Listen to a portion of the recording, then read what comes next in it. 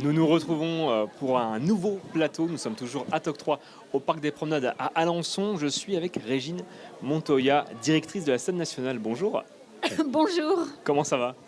Écoutez, je vais bien, à part que j'ai un espèce de chat à travers la gorge. Mais sinon, tout et un va petit chien bien. sur le canapé. Voilà, et mon petit chien. Et je suis très heureuse d'être avec vous cet après-midi. Avant de parler des spectacles qu'on va aborder ensemble, je vous propose qu'on regarde un petit extrait des spectacles qu'on va aborder. Quoi faire avec mon corps, le coucher tôt, le lever tard, lui faire le sport. Quoi faire avec mon corps, le vendre, le donner ou jouer avec son genre.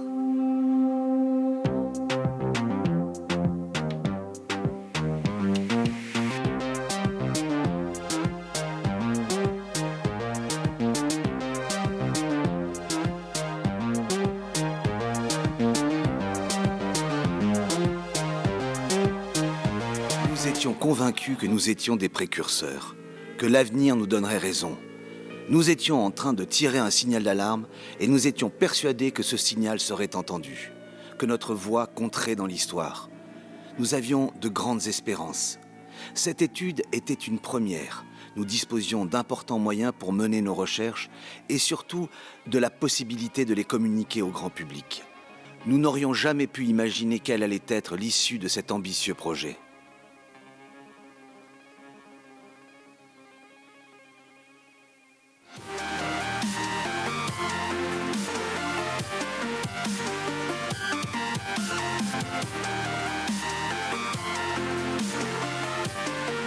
Ça vous soutient. Est-ce que vous pourriez supporter cette histoire?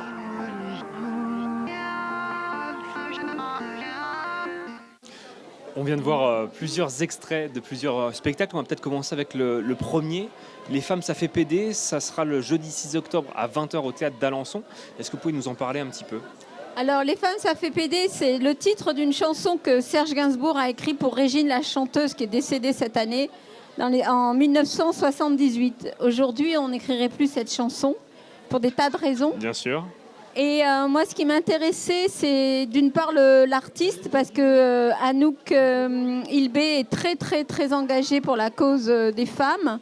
Et c'est vrai que la cause des femmes, surtout en ce moment, on en parle beaucoup.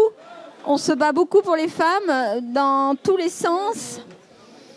Et voilà, il faut, au milieu de tout ça, au milieu de tout ce bruit, il ne faut pas oublier que le combat doit continuer et qu'au milieu de tout ce bruit, il y a quand même des choses très très justes et qu'il faut continuer à se battre. Voilà. Autre spectacle, l'horizon des événements, ça sera le mardi 8 novembre à 20h et le mercredi 9 novembre à 19h30, toujours au théâtre d'Alençon. Pareil, est-ce que vous pouvez nous en parler un petit peu? Alors là, c'est Frédéric Sontag, c'est un artiste que la scène nationale soutient en production, en résidence. C'est vraiment un artiste associé à la scène. Son écriture, elle est très riche, elle est flamboyante. Et Frédéric Sontag aime les histoires dans les histoires. Et là, ça rejoint en fait ce qui se passe aujourd'hui, puisque il est de cette génération, maintenant il a à peu près 40 ans, où il est né dans les années 70, où tout allait bien. Et il y a cette nostalgie des années 70. Donc on est devant deux économistes qui travaillent sur un sujet. Et ils vont abandonner ce sujet parce qu'ils ont découvert quelque chose, certainement. Et on va rebasculer de nos jours et on va comprendre pourquoi ils ont abandonné leurs recherches.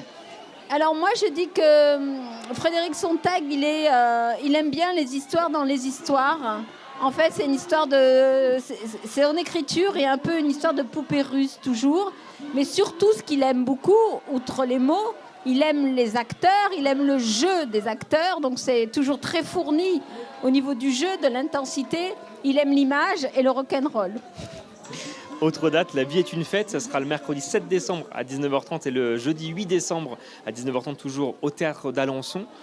Est-ce que vous pouvez nous en parler? Alors là, La vie est une fête sont les chiens de Navarre. Alors les chiens de Navarre, ça décape. C'est un peu du desktop qui arrive et qui regarde notre société. Et là, il se pose la question, en fait, étant donné que le monde, on se déchire tous aujourd'hui pour des raisons X ou Y, et peut-être que la seule chose en fait qui va nous rester en commun, c'est la folie, c'est notre folie. Mais bon, la folie est quelque chose d'humain. Donc c'est peut-être ça qui va faire qu'à un moment donné, on va tous s'apaiser les uns les autres. Je ne sais pas. En tous les cas, c'est un regard sur notre société qui est toujours corrosif et très, très décapant. Et même parfois, ça peut déranger certaines personnes. Dernière date qui peut décaper aussi, hein, Vincent de Dienne. Alors là, on quitte Alençon, ça sera à Flers, parce que la scène nationale, ce n'est pas qu'à Alençon.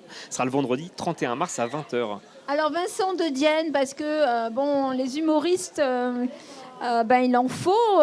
Et puis, moi, je le trouve assez intelligent et assez fin. Et surtout, ce qui est intéressant, c'est que son soir de gala, en fait, il va nous parler des films, des théâtres, de la musique, de tout ce qu'il a aimé. Et je trouve toujours très intéressant et très touchant qu'un artiste, en fait, nous ouvre la porte, sa porte intérieure, et de comprendre un peu son cheminement et pourquoi il a rêvé à ce métier, comment il est arrivé à en rêver, quoi. C'est toujours très, très touchant. À qui s'adresse le théâtre d'Alençon ? Est-ce que c'est seulement une salle de spectacle ou un tiers-lieu ? Alors, le théâtre d'Alençon, c'est avant tout une scène nationale, donc ça veut dire des choses très précises, hein, puisqu'il y a un cahier des charges et de missions, c'est-à-dire qu'elle doit être le reflet de ce qui se passe aujourd'hui en création contemporaine, que ce soit au niveau national, international ou régional ou simplement local. Et c'est aussi un tiers-lieu, c'est-à-dire qu'il y a des espaces, il y a un hall d'entrée où la population peut venir à tout moment de la journée.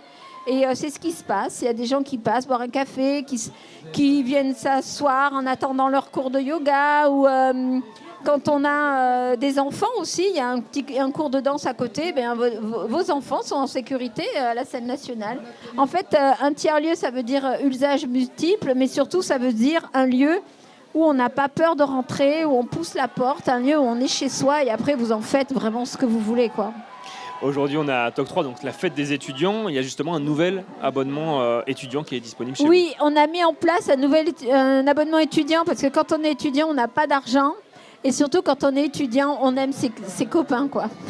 Et on fait la fête, c'est normal, c'est l'âge où on vit avec les autres. Et on a besoin de vivre avec les autres. Donc, on a fait cet abonnement. Et il faut prendre 3 spectacles pour avoir, je crois, le spectacle à 6 €. C'est ça, voilà. Ce qui est quand même moins cher qu'une place de cinéma. Après, je ne sais pas par rapport au prix d'une bière ou d'un kebab, je ne connais pas les prix. Je suis désolée, on pourrait me dire, oh là là, elle ne connaît pas la vie parce qu'elle ne connaît pas. Mais bon, je n'en mange pas. Mais ce que je sais surtout, c'est qu'à cet âge-là, on a besoin d'être les uns avec les autres. Que c'est important, que ça fait partie de notre construction et que ça va participer à l'adulte qu'ils vont devenir.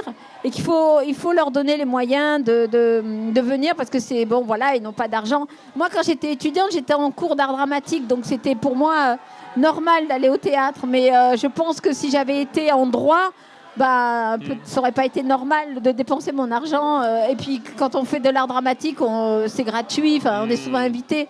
Donc, je pense qu'il faut les comprendre aussi. C'est vrai que on vit dans une société qui est de plus en plus dure et qu'il faut les aider. Merci beaucoup, Régine Montoya. On rappelle que vous êtes la directrice de la scène nationale. À très bientôt. Merci, c'est moi qui vous remercie de votre accueil. Avec plaisir. On se retrouve très vite pour un nouveau plateau sur In Situ Web TV.